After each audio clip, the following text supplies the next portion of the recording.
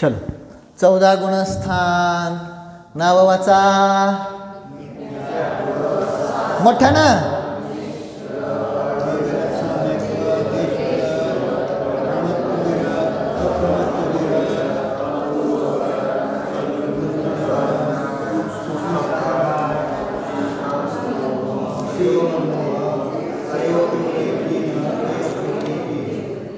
आणि शेवटी सिद्ध. तिथं लिहिलं नाही पण तुम्ही आपलं लक्षात ठेवायचं. सिद्ध पण आहेत आहे ना. तर मग हे आपलं झालं. आता थोडक्यात फक्त एवढं सांगतो काय आहे अधःकरण, अपूर्वकरण, अनिवृत्तीकरण. हे एवढं लक्षात ठेवायचं. इथलं गणित लक्षात ठेवायचं नाही. त्यामुळं कायच म्हणायचं नाही मला गणित कळलं नाही, कळलं नाही. गणित लक्षातच ठेवायचं नाही. मी नाही ठेवलं तर तुम्ही लक्षात ठेवताय. हां, पण त्याचा जो पॅटर्न आहे तो फक्त आपल्याला समजून घ्यायचा आहे. पॅटर्न समजतंय का? तिथं काय सांगायचं आहे अधःकरणामध्ये? अधःकरणामध्ये काय सांगायचं आहे हो? अधःकरण है ना, वरच्या समयवर्ती जीवाचे परिणाम खालच्या समयवर्ती जीवाच्या परिणामांशी काय होतात? समान दिसून येतात. म्हणून त्याला काय म्हणलं? पण अशी गोष्ट अपूर्वकरणात नाही म्हणून त्याला काय म्हणलं? अपूर्वकरण. वरच्या बरोबर खालच्या समयवाल्यांची परिणामांशी मॅच होत, परंतु अपूर्वकरणामध्ये एका समयामध्ये बंच परिणाम आहेत. बरोबर. अर्थात इकडं पण आहे अधःकरणामध्ये पण आहेत बरं का. पहिल्या समयामध्ये बंच परिणाम, दुसऱ्या समयामध्ये पण बंच रूप परिणाम. तसं अपूर्वकरणामध्ये सांगितलं पहिल्या समयामध्ये पण काय आहेत? बंच म्हणजे अनेक परिणाम आहेत, एकच परिणाम नाही. मग हे खोडण्यासाठी सांगितलं पुढचं अनिवृत्तीकरण. अनिवृत्तीकरणमध्ये काय सांगितलं है ना, त्या समयात जो कोणी आला तर त्याला एकच परिणाम होणार. त्याचं नाव काय आहे? अनिवृत्ती. एवढं कळलं का नाही कळलं सांगा मला. फक्त एवढं सांगायचं फक्त, कारण आता मग मला पुढचं सांगता येतं. एवढं कळलं का नाही कळलं? हां, अधःकरण तुम्ही बोला. हां, अधःकरण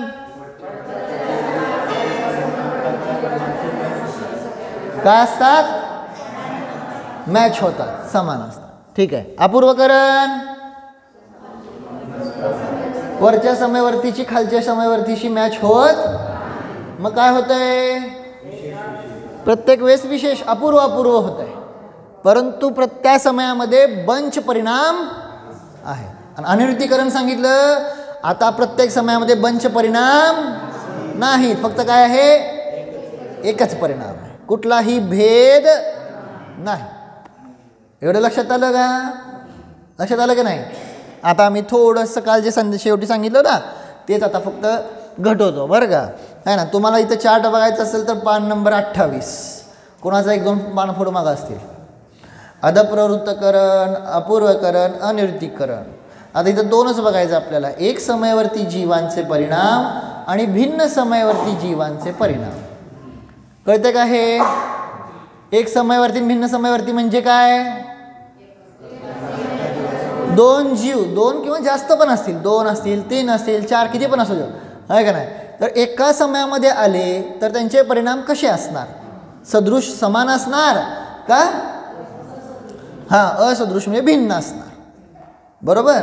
आणि समजा भिन्न समयामध्ये असतील तर त्यांचे परिणाम समान असणार का? भिन्न असणार. एवढं सोपं आहे काय अवघड आहे? जर हे आत्ता मी सांगितलेलं कळलं असेल तर तुम्ही खाली न बघता उत्तर देणार. हे आत्ता सांगितलेलं कळलं का तुम्हाला? परत सांगू का? सांगतो अजून येतं, ऐका. खालच्या समयवर्ती जीवाचे परिणाम वरच्या समयवर्ती जीवाच्या बरोबर काय असतात? मॅच होतात. म्हणजे काय आहे? इथं मल्टी परिणाम आहेत ना. हां, प्रत्येक समयामध्ये कळतं का ना? आता एवढं डोकं ठेवायचं. इथं अपूर्वकरणामध्ये खालच्या समयवर्तीची वरच्या समयवर्ती बरोबर मॅच होत, परंतु प्रत्येक समयामध्ये बंच परिणाम आहेत, आहे ना. भरपूर परिणाम आहेत प्रत्येक समयामध्ये. बरोबर. एवढं कळलं का नाही कळलं का? आणि अनिवृत्तीकरणामध्ये एकच परिणाम आहे. आता ह्यालाच थोडंसं विशेष रूपानं घटवतात. काय एक समयवर्ती जीवाचे परिणाम आहे ना आणि भिन्न समयवर्ती जीवांचे परिणाम. लिहायची गरज नाही मला वाटतं, पुस्तकात बघा, नाही तर तुम्हाला मी मोबाईलवर फोटो पाठवला होता आहे ना, म्हणजे त्याचा पुढं जाईल. का लिहायचं आहे फळ्यावर? नको ना, आहे ना. पुस्तकामध्ये बघा आहेत, पण पुस्तकं बघा तिथं असतील तर काढा, उघडा. आळस आहे ना, पुस्तकच घेऊन बसायचं पहिल्यांदा आहे ना. दिसलं का सगळ्यांना? तर मोबाईल घ्यायचा नाही आपल्या हे होत तर. आता बघा काय लिहिलेलं आहे, एक समयवर्ती जीव. आता अधःकरणामध्ये पुस्तकात नाही जरी बघितलं तरी चालेल, इथं फक्त बघून सांगा. आता कोणी जीव एका समयामध्ये आला, कुठला एक्झाम्पल बरं का, तिसऱ्या समयात आहे. मग तिसऱ्या समयामध्ये समजा 2 जीव आले, त्यांचे परिणाम कसे असतील? समान पण असतील आणि असमान म्हणा, भिन्न म्हणा. कळतं का नाही? कळतंय का नाही सांगा. हां, एका समयामध्ये 2 जीव इथं अधःकरणामध्ये असतील तर त्यांचे परिणाम समान पण असतील आणि असमान असतील. बरोबर. आता एका समयामध्ये अपूर्व करणामध्ये कोणी जीव आला, त्याचे परिणाम समान पण असतील आणि असणार का नाही? अहो मल्टी परिणाम आहे. कळलं का? हां, पण अनिवृत्तीकरणामध्ये सांगितलं एका समयावरती जीवाचे परिणाम कसे असणार? समानच असणार, कारण एकच परिणाम आहे ना. कळलं का नाही? कळलं का नाही नितीन काका? हां, बस. आता पुढं एक समयावरती झालं, आता दुसरं काय? भिन्न समयावरती. आता 2 जीव आहेत बरं का, कोणी जीव सांगितलं 4थ्या समयात आहे, कोणी जीव 3ऱ्या समयात आहे ना. ह्या 2 जीवांचे परिणाम कसे असतील? समान पण असणार आणि असमान म्हणजे भिन्न पण असणार. कळलं का नाही? समान इथं बघा की 42 समान पण असतील, पण कुणाचं 42 असेल, कुणाचं 41 असेल. कळतंय का नाही? हां हां. आता इकडं अपूर्व करणामध्ये 2 समयावरती जीवांचे परिणाम है ना कसे असणार? भिन्नच असणार, कारण काय होतं प्रत्येक वेळेस? अपूर्व अपूर्व अपूर्व होते. भाववसन होते का आता? हां. आणि अनिवृत्तीकरणामध्ये सांगितलं 2 भिन्न समयावरती जीवाचे परिणाम कसे असणार? भिन्नच असणार. एवढा तर चार्ट आहे, संपला विषय. झालं का सोपं? हां, एकदम सोपं, अवघड राहिलं नाही. हां, ठीक आहे.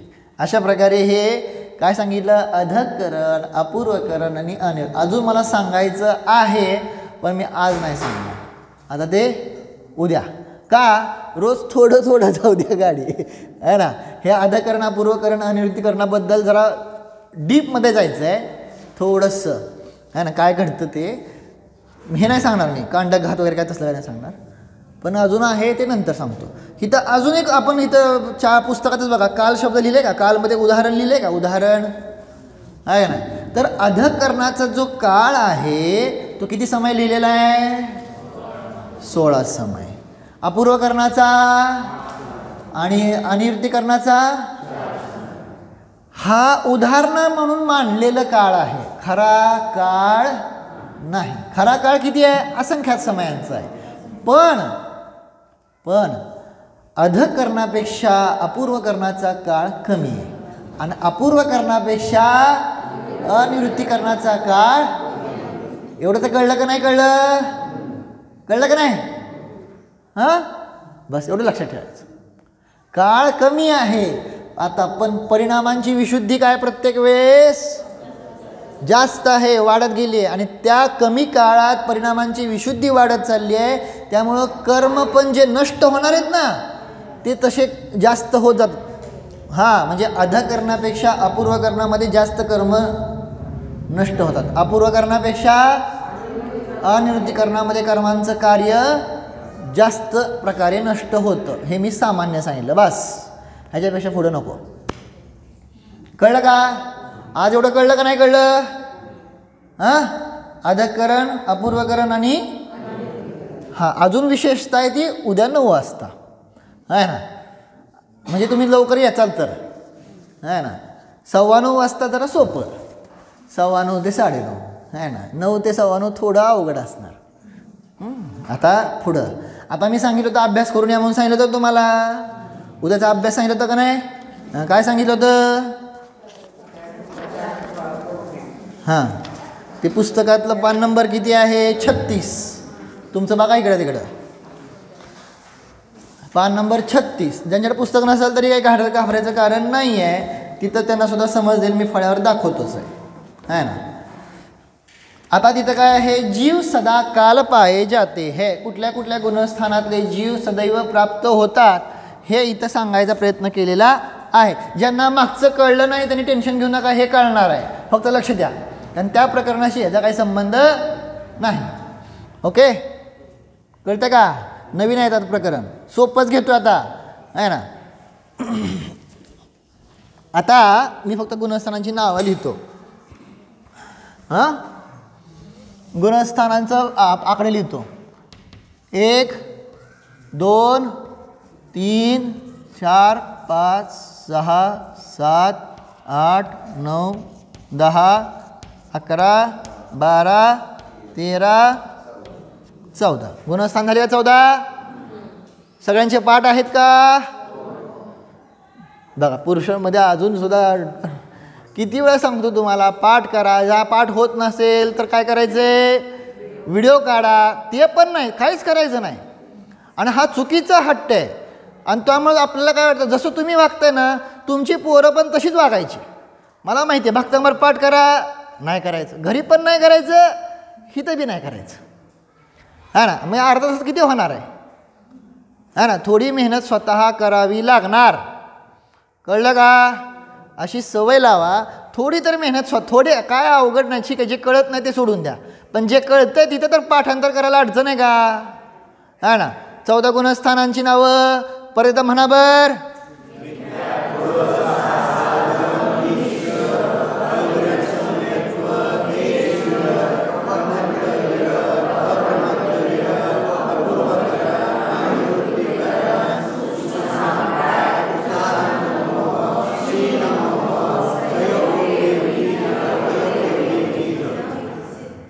आणि सिद्ध, हां बरोबर आहे ना. लक्षात ठेवायचे. तुम्ही काहीतरी पनिशमेंट, मी स्पष्ट विचारतो, तुम्हाला लक्षात ठेवायचं आहे का नाही सांगा. पुरुष ज्यांचं लक्षात राहिलं नाही त्यांना विचारतोय, महिला असो अथवा पुरुष असो, कुठला पण विषय लक्षात ठेवायचा आहे का नाही. मग स्वतःला पनिशमेंट करा. जर मला हे लक्षात राहत नाही तोपर्यंत मी माझ्या आवडीची वस्तू खाणार नाही, बी म्हणायचं नाही. पनिश करा ना स्वतःला. काहीतरी शिक्षा पाहिजे का नको, काहीतरी शिक्षा पाहिजे का नको. मी काय दुसरं काय सांगत नाही तुम्हाला, म्हणत नाही की तुम्ही मोठे 1-1 लाख रुपये दान करा, असं काय म्हणत नाही तुम्हाला, है ना. सोपी शिक्षा सांगितली स्वतःला. काय, जोपर्यंत पाठ होत नाही तोपर्यंत आवडीचा काय खाताय तुम्ही, आवडीचं काय फळ नाही हो, फळ काय वाटत नाही लोकांना, फळ खात जावं, चांगलं असते. हे आवडीचं काय खाताय, चिवडा खाताय, कुठं शेव खाताय, कुठं भजी खाताय, मला माहीत नाही तुम्ही काय खाताय ते, आहे ना. आम्ही आपली असलीच नावं सांगणार. तसलं पिझ्झा तर अजिबातच नाही. तसलं खात असेल तर ही डोक्यात शिरतच नाही, आहे ना. पण सांगायचा मला अभिप्राय, अशा वस्तूचा त्याग करा जे तुम्हाला आठवेल. भात सोडा, एक्झाम्पल सांगतो, कळतंय का नाही. भाजीच खायची नाही, मग कसं लक्षात राहत नाही बघू. जे तुम्हाला आवडतंय का नाही अशी जेवणातली, रोजच्या जीवनातली एक वस्तूचा त्याग करा जोपर्यंत 14 गुणस्थान पाठ होत. 14 गुणस्थान पाठ करायला काय एवढं जड झालं आहे कुणास ठाऊक, आहे ना. गरजेचं सांगतो, ह्या बेस आहे, पक्क करा, है ना. तर आता हे लक्षात ठेवायचं आपल्याला, काय करायचं आहे.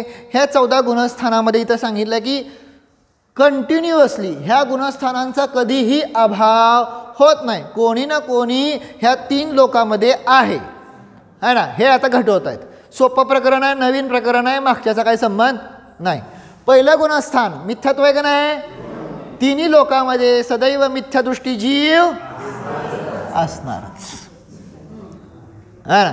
त्याच्यात काही टेन्शन नाही. आता दुसरं गुणस्थान हे काय आहे. आता हे जर आपण बघितलंय, काळच कसा असतो, खूप छोटा असतो. किती काळ असतो, सम्यक्त्वातनं पडला आणि मिथ्यात्वात जाईपर्यंत. हां, अजून मी घटवणार आहे काळ, है ना. मग काळच काय असतो, खूप छोटा असतो. त्यामुळं दुसरं गुणस्थान कंटिन्युअस जगामध्ये 3 लोकांमध्ये असेल असा काही नियम नाही. कंटिन्यू बरं का, म्हणजे खंड पडत नाही का असं. मग कोण्या जीवाला होईल की, परंतु कंटिन्युअस दुसरं गुणस्थान कोणाला कोणाला पाहिजेच असा काही नियम नाही. त्यामुळं ह्या 3 लोकांमध्ये दुसरं गुणस्थान कुणालाच नाही असा पण वेळ असू शकते, असं असू शकतो. 3 लोकांमध्ये दुसऱ्या गुणस्थानावरती कोणीच नाही, पण पहिल्या गुणस्थानावरती कोणीच नाही असं असू शकते का? कळलं का नाही? लक्षात आलं? हां. पुढं आता तिसरं गुणस्थान, ह्याचा पण काळ अंतर्मुहूर्तच असतो. त्यामुळं तिसरं गुणस्थान 3 लोकांमध्ये कंटिन्यू असतंच असा नियम नाही. आता गुणस्थान कुठलं? चौथं, म्हणजे काय? अविरत समय. आता हे काय असणार सांगितलं? सदैव काय कोणाला ना कोणाला तरी असतं. कुठं असतंय? है ना, स्वर्गामध्ये देवांना, तिथले काय मरत नाहीत ना स्वर्गातले, नरकातले नारकी. तुम्हाला अजून एक विषय सांगू का? अजून एक विषय, 7व्या नरकामध्ये, फक्त पहिल्याच नाही, 7व्या नरकामध्ये सुद्धा 4थ्या गुणस्थानवरती नारकी किती आहेत माहिती आहे? असंख्यात आहेत. सम्यक दृष्टी किती? लय मोठी संख्या आहे. कळलं का? त्यामुळे आपल्याला काय वाटतं मी रोज मंदिरात येतोय माझा होईल मोक्ष, नसते. नरकातल्या नारकीने नंबर लावून ठेवला आहे. हा तुमचं होऊ शकेल, तुम्ही काय 4थं काय 5वं 6वं 7वं पण करचाल दीक्षा घेतली तर. कळलं का? पण तसे परिणाम करायला पाहिजे. परिणाम करायला पाहिजे का नको? तर 4थं गुणस्थान सदैव असणार. आता पुढं काय? 5वं गुणस्थान. लक्ष द्या, सोपं आहे. 5वं गुणस्थान कुणाला असतं? तिर्यंच आणि मनुष्यांना, बरोबर आहे ना. मग 5व्या गुणस्थानावरती मनुष्य सदैव सापडतील कुठं? विदेह क्षेत्रामध्ये. जिथं भगवान आहेत तिथं 5व्या गुणस्थानावरती सापडतील. किंवा नीट ऐका, किंवा तिर्यंचांमध्ये सुद्धा सांगितलं काय आहे? 5वं गुणस्थान असतं. शेवटी जी शेवटचा जो काय आहे द्वीप, स्वयंभूरमणचा अर्धा समुद्र, अर्धाच ना शेवटी काय, अर्धा द्वीप आणि पूर्ण समुद्र. कळलं का? एवढ्या एरियामध्ये 5व्या गुणस्थानावरती तिर्यंच किती आहेत माहिती आहे? असंख्यात आहेत. वृत्ती आहेत तिर्यंच, आणि आपण इथं असून सुद्धा अवृत्ती. मी म्हणलं ना, लय लोकांनी नंबर लावलेला आहे ना. मग 5व्या गुणस्थानावरती तिर्यंच किती आहेत? हां, त्यामुळे ते सदैव आहे. 5वं गुणस्थान सदैव आहे. 6वं 7वं, आता 6व्यापासून कोण सुरू होतात? फक्त मनुष्य सुरू होतात, बरोबर. मग 6वं 7वं गुणस्थान है ना सदैव काय राहणार? असणार. 2.5 द्वीपामध्ये, विदेह क्षेत्रामध्ये है ना, जिथं तीर्थंकर आदी असणार तिथं तर असणारच. समशरणामध्ये असणार का नाही? सदैव राहणार. त्यामुळे 6वं 7वं गुणस्थान हे सदैव राहणार. आता राहिलं काय पुढं? 8वं 9वं 10वं 11वं 12वं. ही गुणस्थानांचा काळ खूप थोडा आहे, अजून बघितला नाही आपण, काळ नंतर बघू. ह्या सगळ्यांचा काळ खूप छोट्या छोट्या अंतर्मुहूर्त आहेत. त्यामुळे हे सदैव असतील असा नियम नाही. कळलं का? कळलं? हां. 13व्या गुणस्थानावरती सदैव असणारच है ना. विदेह क्षेत्रामध्ये विद्यमान 20 तीर्थंकर आहेत का नाहीत? एक गेले की एक कोणाकोणता असतातच. मग तीर्थंकरच नाही, त्यांच्या समशरणातले केवळी पण आहेत. त्यामुळे 13व्या गुणस्थानावरती सदैव असणार. पण 14व्या गुणस्थानाचा काळ पण खूप छोटा आहे ना. त्यामुळे 14व्या गुणस्थानामध्ये बरं सदैव असणार नाही. काळ आपण बघणार आहे, परंतु उद्या किंवा परवा बघू. ठीक आहे ना. आत्ता एवढंच बघायचं. कळलं का? मग 3 लोकांमध्ये कोण कोण असणार, कोण कोण नाही हे घटवलं. सोपं आहे का अवघड आहे? हां, एकदम सोपं झालं. ठीक आहे, लक्षात आलं का नाही? हां. पुढं आता मोक्ष मार्गात जर कोणाला जायचं असेल तर कुठली गुणस्थानं कंपल्सरी आहेत मोक्षाला जायचं असेल तर त्यासाठी पुढचा चार्ट आहे ना. मोक्षाला जाण्यासाठी पहिल्यांदा कुठलं असतंय? पहिलं तर असतंच मोक्षाला जाण्यासाठी हो हां कंपल्सरी आहे ना, म्हणजे असतंच तिथं, काय म्हणायला लागत नाही. दुसरं असायला पाहिजे असा काय नियम नाही. तिसरं चौथं नाही, हे लक्षात घ्यायचं आहे. मी मला ना, जर कोणी एखादा जीव आहे ना मनुष्य, त्याने पहिल्यातनं डायरेक्ट 7व्यात गेला, दीक्षा घेतलेली आहे आणि सम्यक दर्शन केलं, मग चौथं कशाला पाहिजे? कंपल्सरी आहे का? मोक्षाला जाण्यासाठी चौथं गुणस्थान ऑप्शन आहेत, ऑप्शनल आहे पण कंपल्सरी नाही. चौथं गुणस्थान कंपल्सरी, 5वं गुणस्थान कंपल्सरी, परंतु 6वं 7वं त्याशिवाय श्रेणी चढता येत, पुढं जाताच येत नाही. मग मोक्षाला जाण्यासाठी हे कंपल्सरी गुणस्थान आहेत, कळलं का? पुढं 8वं शपथ श्रेणीमध्ये नियम कंपल्सरीच आहे ना, 8वं आहे, 9वं आहे, 10वं आहे, 11वं उपशम श्रेणी चढावे असा काही नियम नाही आहे. हा उलट मागं जाणार आहे तो, कळलं का नाही?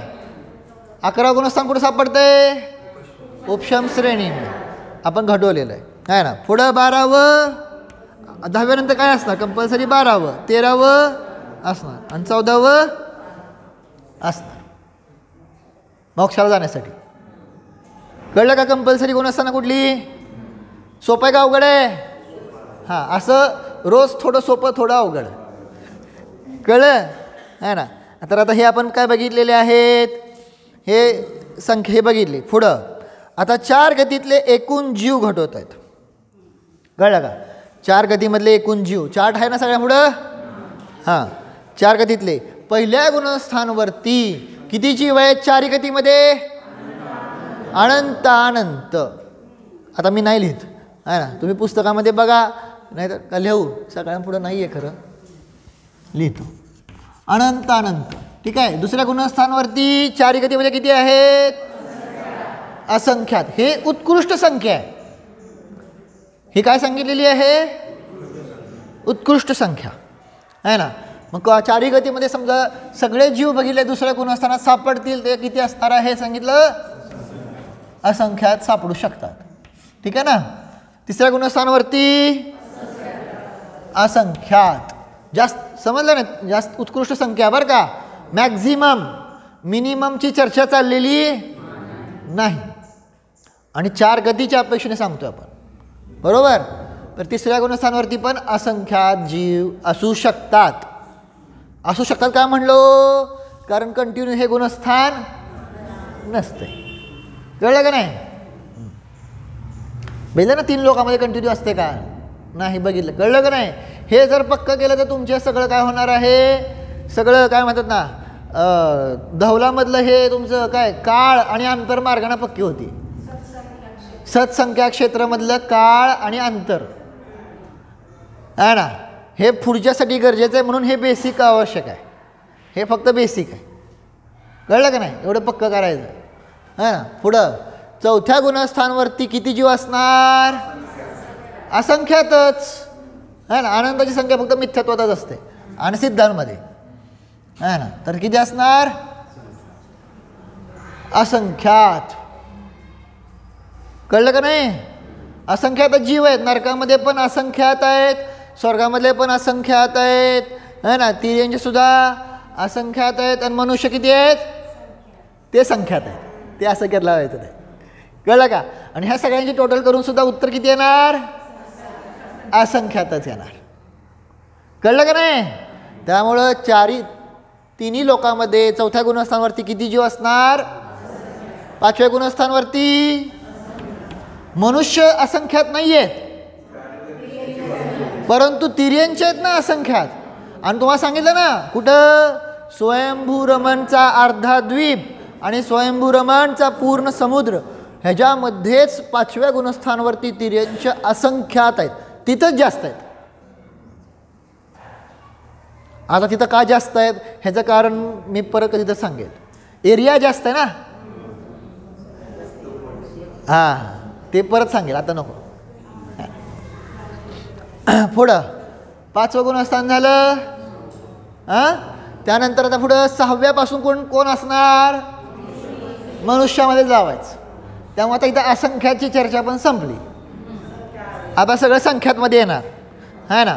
मग किती येणार तर सांगितलं 5,93,98,006. आता मी नाही का लिहू? 5,93,98,200 हे मॅक्झिमम 6व्या गुणस्थानवरती. आणि आता हे कुठं सापडणार सांगा बरं? हे 3 लोकांमध्ये कुठं सापडणार? विदेश क्षेत्र नाही, विदेश क्षेत्र नाही, बाकीचे पण आहेत ना. अडीच द्वीपामध्येच हे 6व्या गुणस्थानवरती जे मॅक्झिमम सांगितले ना 5 करोड वाचा, हे कुठं सापडणार? अडीच द्वीपामध्ये सापडणार. विदेश क्षेत्र का म्हणलं नाही? अहो बऱ्याच क्षेत्रामध्ये पण असतील ना, आयुर्वेदमध्ये असतील, अजून कुठं पण असतील. कळलं का नाही? वृद्धिधारी भोगभूमीत असतील. समजतं का नाही? वृद्धिधारी आता आकाशात गमन करताना मग तुम्ही त्यांना सोडणार का? म्हणून विदेश क्षेत्र हा शब्द वापरायचा नाही. शब्द काय वापरायचा? अडीच द्वीप. आता वृद्धिधारी मुनीला सुदर्शन मेरूचं दर्शन करायला गेले असतील, मेरू पर्वतांचे. कळलं का? आणि तिथं तर भोगभूमी आहे. मेरू पर्वत जिथं आहे तिथं भोगभूमी आहे का नाही? उत्तम भोगभूमी. असं काय करतात? काय करणं अवघड आहे बाबा, आहे ना. मला माहिती आहे तुम्ही माझे व्हिडिओ बघितलेच नाहीत, त्यामुळं असं आहे ते, आहे ना. ठीक आहे, झालं का हे? हां, संपवायचं. चला 6वं संपलं. त्यानंतर पुढं 7वं किती? ह्याच्याबरोबर निम्म. ह्याच्याबरोबर निम्म किती? 2,96,99,000 है ना. मग इथं असं का झालं? वास्तविक पाहायला असताना सांगितलेलं आहे जेवढा 6व्या गुणस्थानाचा काळ आहे त्याचा निम्मा 7व्या गुणस्थानाचा काळ असतो. त्यामुळे ते जीव पण तेवढे सापडणार. जीव तर तेवढेच येतो जेव्हा सापडणार ते, परंतु ते 6व्या गुणस्थानात जेव्हा राहणार त्याचा काळच खूप मोठा आहे. आणि त्याच्या अपेक्षेने 7व्या गुणस्थानाचा काळ त्याच्याबरोबर निम्मा. म्हणून ते जीव पण किती झाले? निम्मे झाले. कळलं का नाही? असे एवढेच का सापडले? बिकॉज त्यांचा गुणस्थानाचा काळामुळं हे असं गडबड झाली. ठीक आहे ना. आज एवढंच घेऊ बस. अजून पुढं आहे का? होईल संपवायचं? नाही, ते उपशम श्रेणी क्षपक श्रेणी खूप आहे. 9:45 वाजायचे, जाऊ द्या. आणि मग ते 9:45 वाजले की मग बाकीच्या चेहऱ्यावर 12 वाजतात. त्यामुळं बस आता सोपं कळलं का नाही? त्यामुळं एवढं सांगा बाकीच्यांना. अनेक पुरुष गायब झाली त्यांना. काय सोपं पण सुरू झालेलं आहे, अवघड पण घेणार थोडंसं. थोडं अवघड, थोडं सोपं, थोडं गोड, थोडं कळलं तुम्हाला? जाऊ द्या. चला ओम. डोळे बंद करा. जाणं मी हा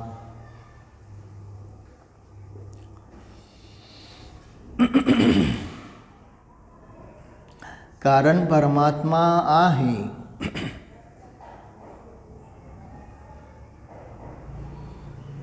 मी हा शंकारहित निशंकित गुणवाला आहे. जाना मी आत्मा इच्छेने रहित निकांक्षित गुणवाला आहे.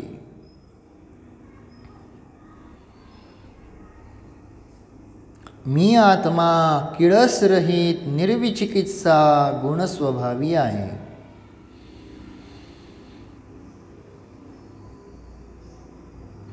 मी आत्मा मूर्खतेने रहित मूढतेने रहित अमूढ दृष्टी गुणवाला आहे. पर्यायातली अमूढ दृष्टी पाहू नका, माझा स्वभाव अमूढ दृष्टी आहे.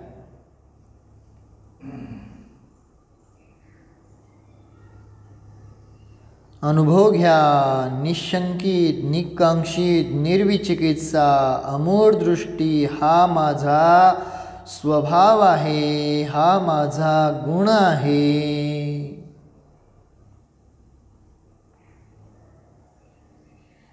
मी तर सर्व अज्ञान विपरीत मान्यतेने रहित शांत स्वभावी अमूढ दृष्टी आहे.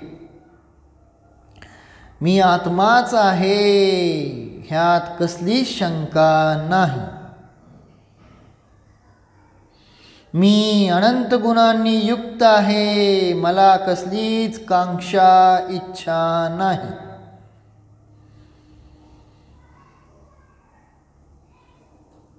मी तर निरामय आहे, मग कसली किळस. अनुभव घ्या. निशंकित स्वरूपोऽहं, निकांक्षित स्वरूपोऽहं, निर्विचिकित्सा स्वरूपोऽहं, अमूढ दृष्टि गुण स्वरूपोऽहं.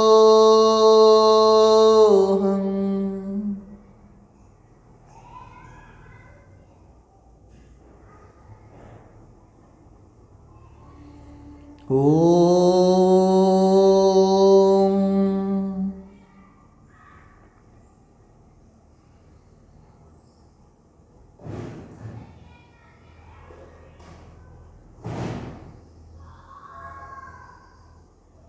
विसर्जन. नमो अरिहंताणं